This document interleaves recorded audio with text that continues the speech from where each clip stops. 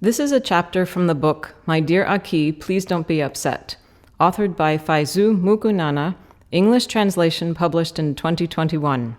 This book is available from Amazon.com. Building a house. While the family members were chatting, gathered around a fire, Father announced passionately, "The kids are growing up. We need a bigger house." Upon hearing this, I asked, as if I were electrically shocked with excitement, "Is this true? What kind of a house?"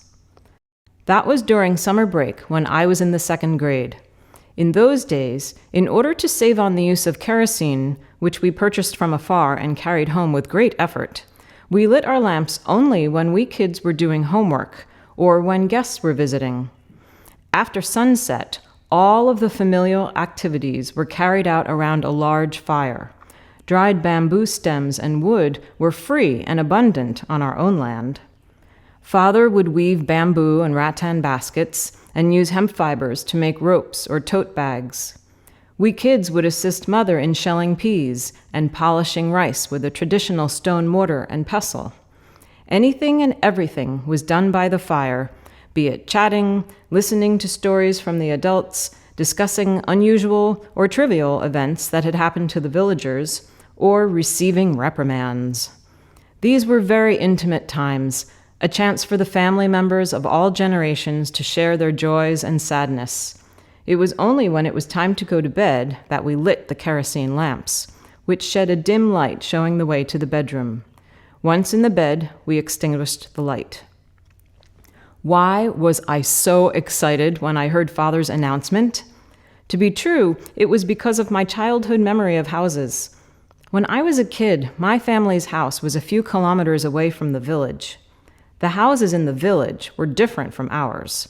The outer walls of their houses were covered with nailed-down wooden boards, and inside there were lumbar pillars, white walls, and glass doors and windows. All were beautiful looking. In contrast, our house, which was built by our grandfather, was constructed with bamboo, and so were the windows. When the windows were closed, no light could come into the house, blocking the precious sun from entering. What a pity. That memory from my childhood makes me value light shining into a house more than the house itself. Naturally, I was very excited to hear that we would be building a new home. As a result, after moving in, I was the most diligent family member when it came to keeping the house neat and clean. Even though the house was simple and not at all sophisticated, I used a cleaning device made of straws to scrub each and every bamboo pillar until it was totally spotless. I didn't have to worry about damaging the paint because there wasn't any.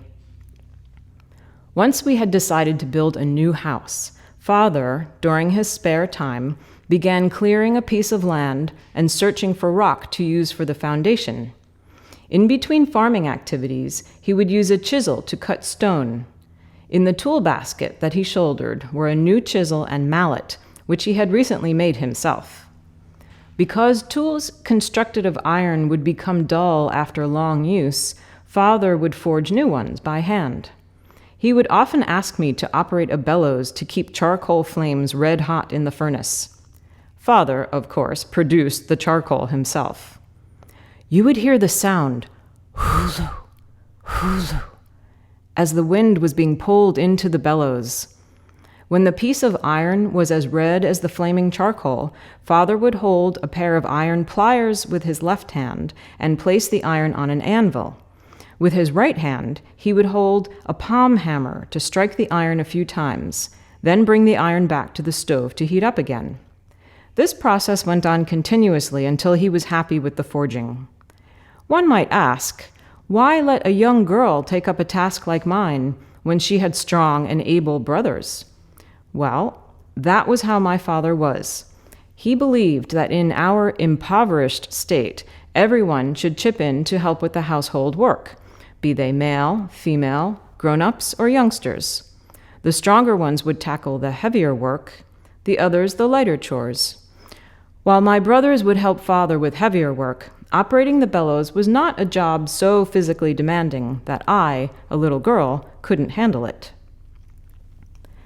After Father found a large piece of rock suitable for building purposes, it normally would weigh a few tons, he would examine the grains that ran through the rock and fracture the rock accordingly.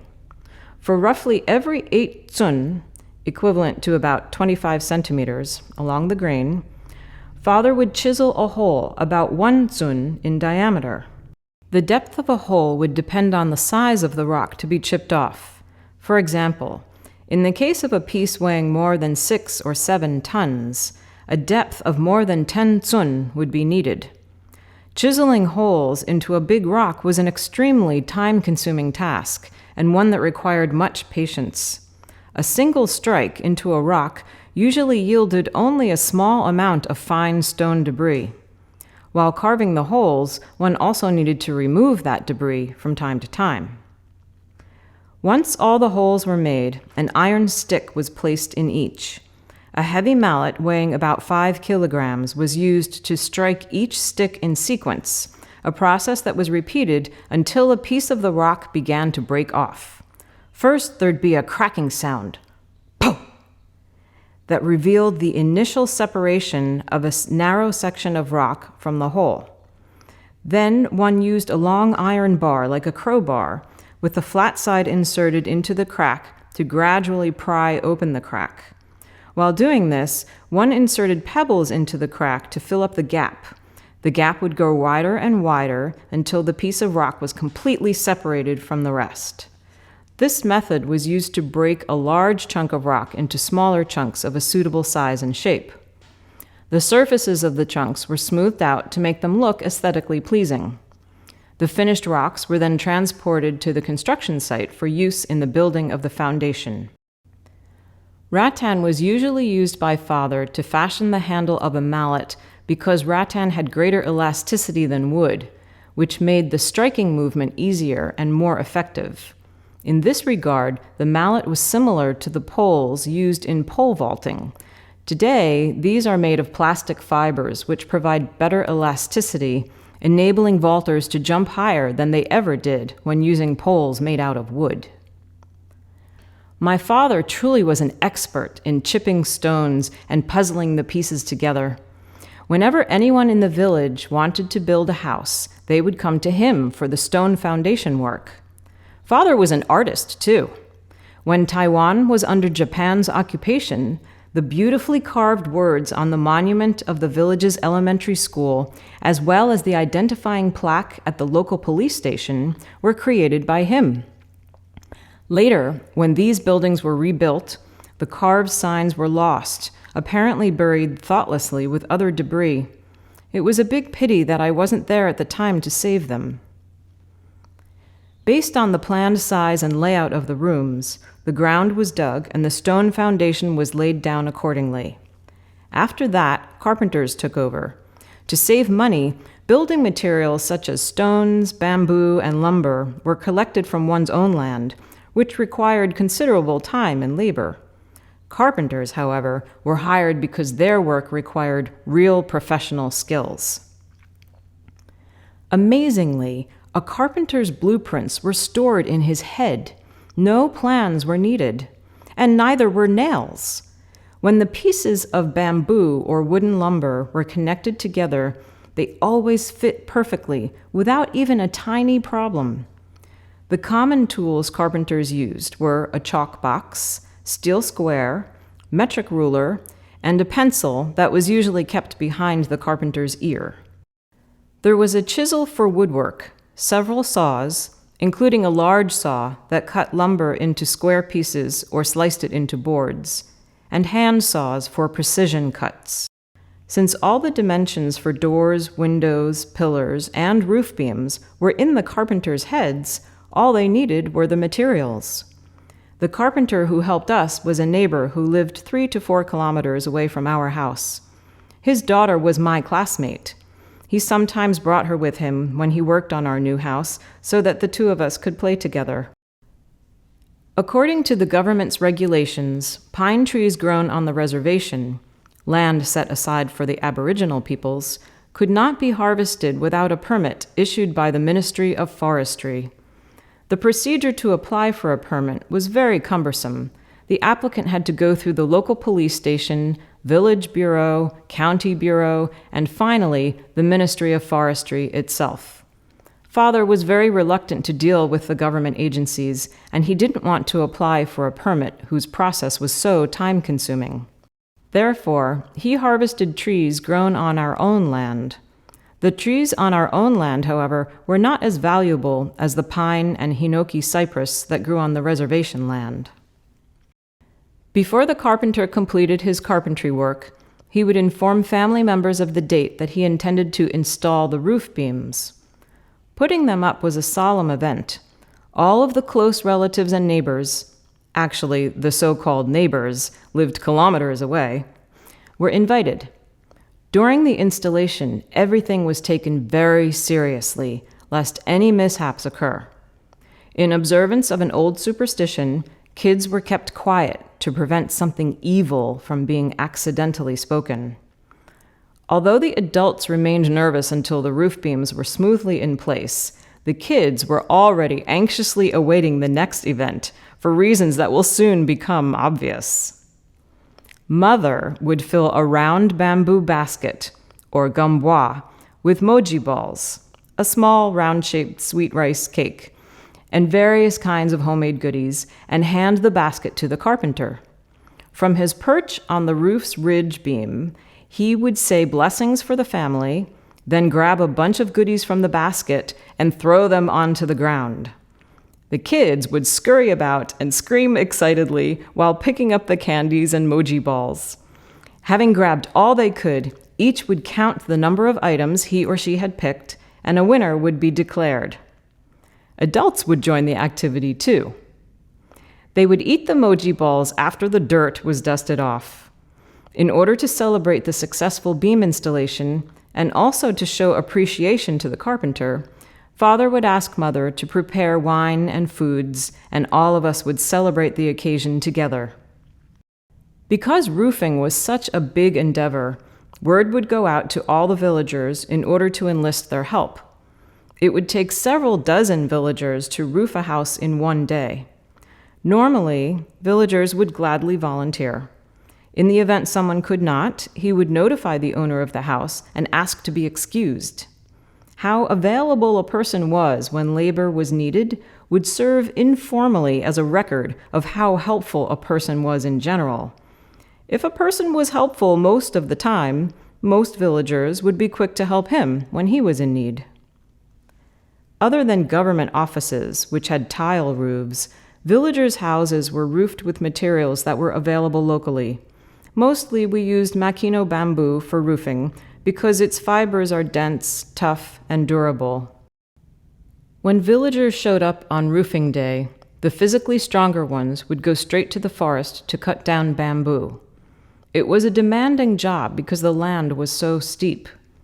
They needed to pick bamboo that were strong and straight, usually about 6 meters long. While in the forest, they would strip everything from the culm, the main stalk of the bamboo. They needed to make sure that each culm's upper end fell in the direction opposite to that of the route back to the construction site, in order to make it easier for the volunteer worker hauling the load. There were 2 ways to haul bamboo. 1, bundle them up and carry the entire bundle on the shoulder. 2, bundle them up but have 1 bamboo sticking out. In the latter instance, the worker would place this protruding culm on his shoulder and pull the entire bundle forward while its distant end remained on the ground. Transporting bamboo was a most physically demanding job. It might take more than 1 hour to get them from the bamboo forest to the construction site. Fortunately, our new house was built on our own land, and the forest was only about 20 minutes away. This meant that the workers could carry more bamboo, depending, of course, upon their physical strength, and as a result, the construction work would proceed considerably faster. Once at the construction site, the bamboo would be handled by the volunteers, who worked collectively as a team. The bamboo ends were trimmed neatly, so they would be equal in length, which was necessary for roofing. The bamboo culms would then be carefully split into 2 halves by the more experienced workers. The way a comb was split was to place a knife diametrically at the broader end of the bamboo and hammer the knife a few times until the bamboo began to split. The worker would then step on the end of one split half while the other half was lifted by hand. Voila! The entire bamboo comb would separate into two equal lengths.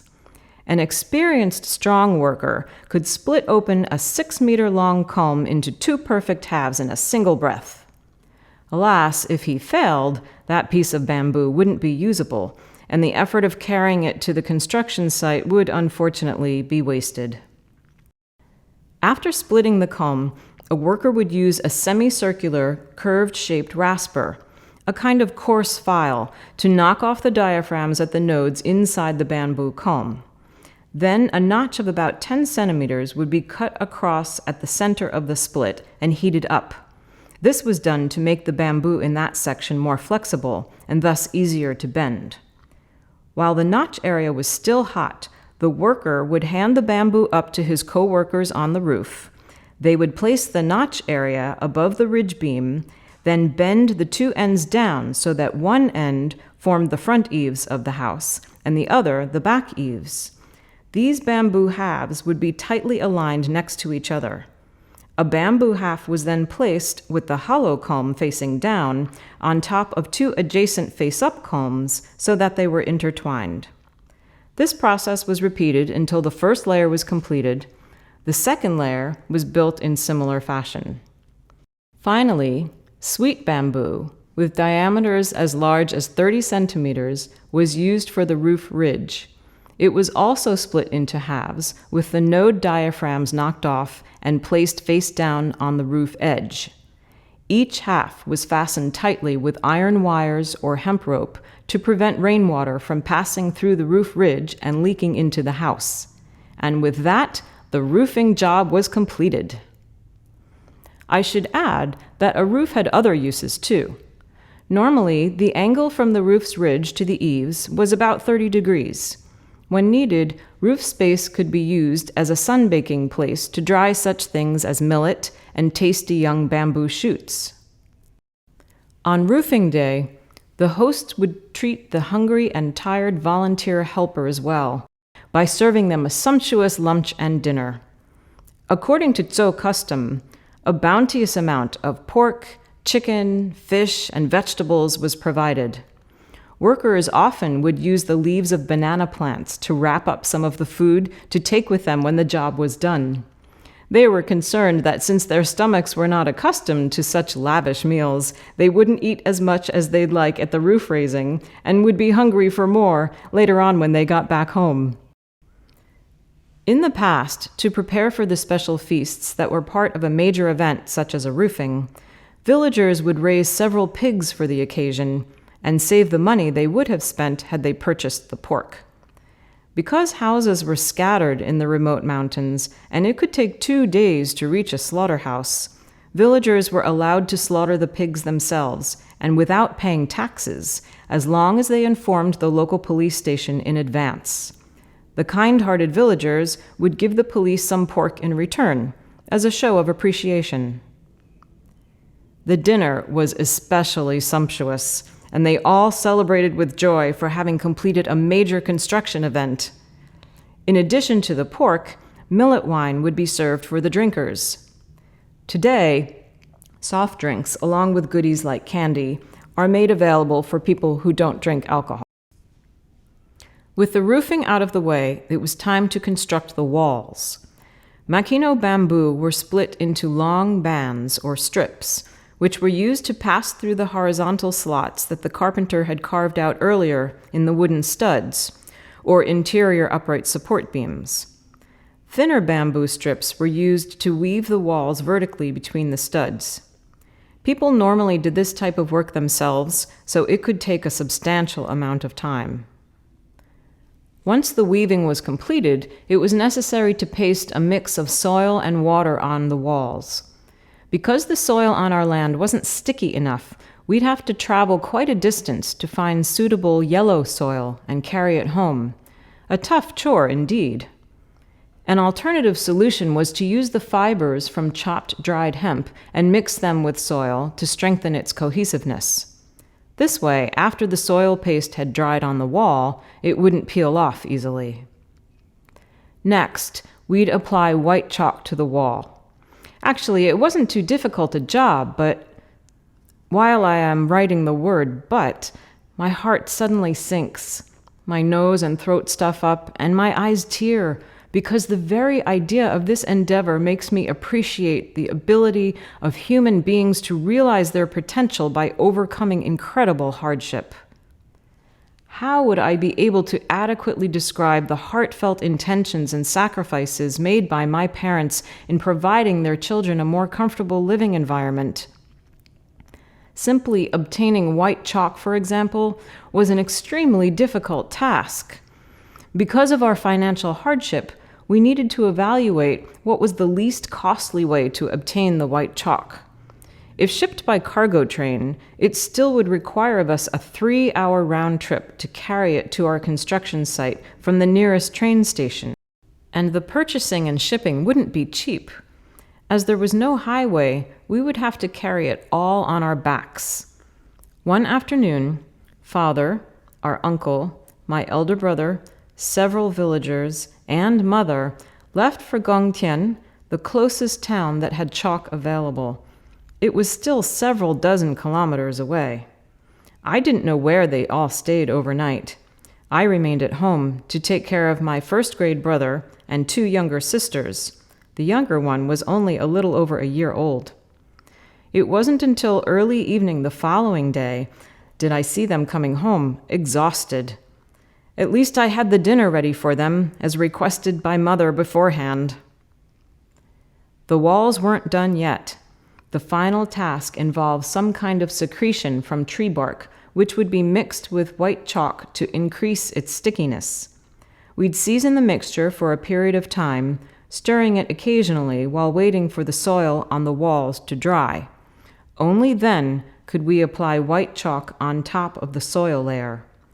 The thickness of the soil was a little over 1 centimeter on both sides of the walls. A single centimeter or less was the best we could do because the chalk, as I've noted, was so difficult to obtain. Once the walls were finished, we needed to build a stove-like cooking structure. We accomplished this by stacking rocks and filling the spaces between them with soil. Because tree debris was burned for cooking, and the debris would generate a lot of ash, an iron grid was placed approximately 12 centimeters above ground level so that the ash could slip between grids and fall downward. This setup left enough space for a sufficient amount of air to enter the stove from beneath the grid, which would ensure proper burning. Because there were usually 2 ovens in a single stove, enough smoke would be generated to require a chimney. We'd have to build that too. A cover was installed on top of it to prevent rainwater from pouring down and into the ovens. A space was left between the chimney and its cover to allow smoke to escape. Last but not least was the floor surface inside the house. Given that we lacked the financial resources to pave the floor with costly cement, we'd loosen up the dirt inside the house and spray it with water until it became saturated. We, the family members, would then stomp on it until the dirt became sticky. We used bamboo to smooth out the ground and a wooden tool designed specifically for leveling dirt floors. There was a handle at one end of this tool that was meant to be grasped by both hands.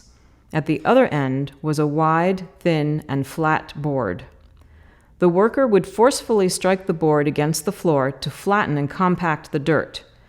One had to make sure that equal force was exerted each time the board hit the ground, otherwise the dirt wouldn't be compressed evenly. The process was repeated throughout the entire house, all the rooms, walkways, etc. After living in a house like ours for a while, the floors would become loosened and dust would fly. Thus, it was necessary to redo the floors every few years. A seemingly endless number of days later, the house was finally ready to be occupied. What still excited me the most, looking back on it today, was that there were windows to let in sunlight. The inside was as bright as the outside.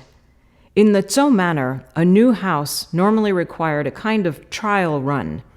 This meant that the younger adults would live in it for a period of time to see whether there were any bad omens or safety concerns. If everything was okay, the entire family would move in. Then it was time to warm the house in a very special way. All the villagers would be invited over to help us celebrate, again.